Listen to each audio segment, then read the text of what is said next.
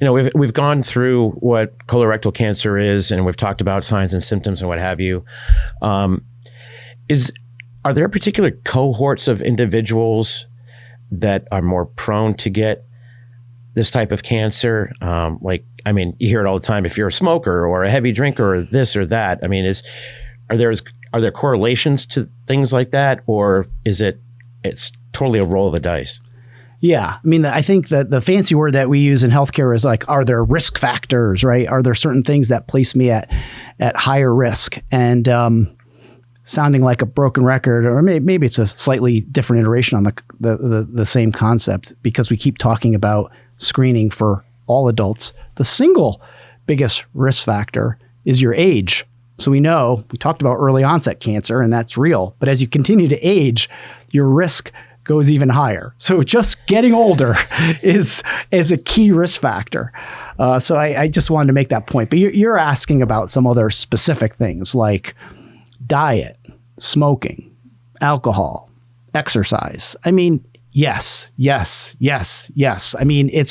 You will reduce your risk of colorectal cancer if you do those things that are generally good for your health. So there's definitely evidence that smoking increases the risk for colorectal cancer. We think that diets that are higher in white meat over red meat or over processed foods are better for your colon. Exercise. Great evidence that people who exercise more, less likely to get colorectal cancer. Your weight, right? There's definitely association with having a higher BMI, higher weights relative to your height, getting colorectal cancer, right? So all those things are real risk factors, but they don't change that primary message in a way, right? Because we're recommending screening for all adults over age 45. So sure, if you're even more worried about it because you're a smoker or you have some of these other risk factors, sure. If that motivates you to get the test done, to get some screening done, great. But it's not like we cobbled together guidelines based on these risk factors. There are risk factors, but the guidelines are for any adult over age 45. So there is no strongest predictor. It is just you're getting older, and that's right. Man or woman doesn't matter. You're getting older. The chances, the probability increases with every year of age. That's exactly right. And it's interesting. You jogged my mind because you're talking about men and women. The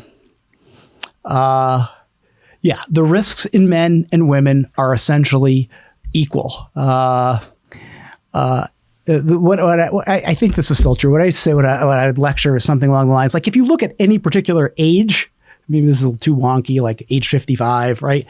The risk for men is slightly higher than women. But I always point out women are the stronger sex and they live longer. And so the lifetime risk is really similar between men and women. And so we don't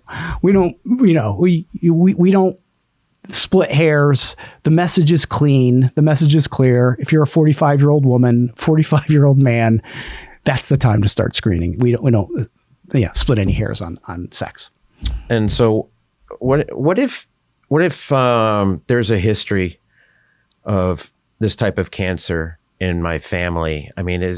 Should I maybe get screened earlier? Yeah. So that is another risk factor. All right. So we talked about some of these kind of environmental risk factors or things about your body, smoking habits, whatever you want to call them. But yes, family history is important. Maybe the best way to think about it, to try to put a frame of reference on it is, and again, people might hear this differently. Again, I've said, right, colorectal cancer, it's the second most common cause of cancer death in the United States.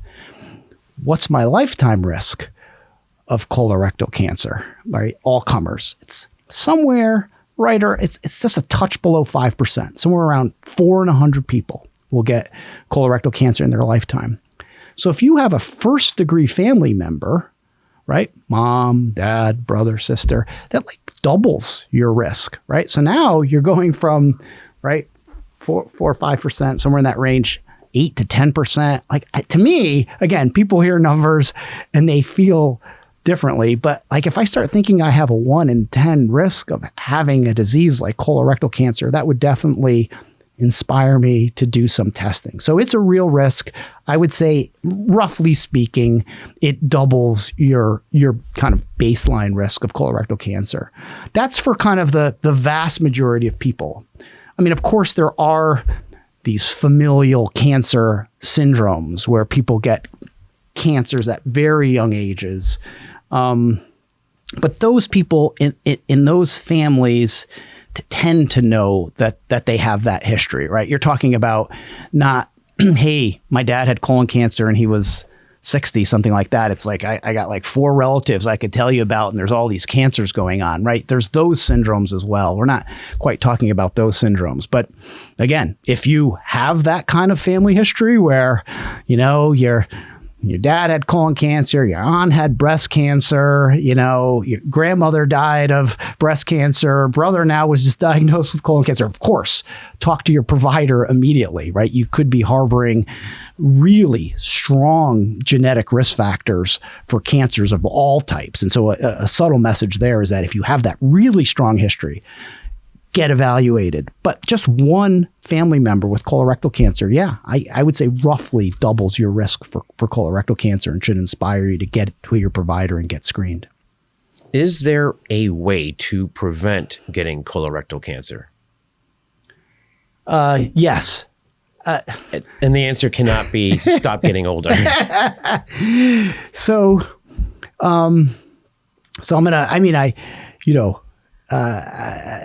I teach a course in part, or a lecture about colorectal cancer, and that starts with this kind of wonky concept of prevention, right?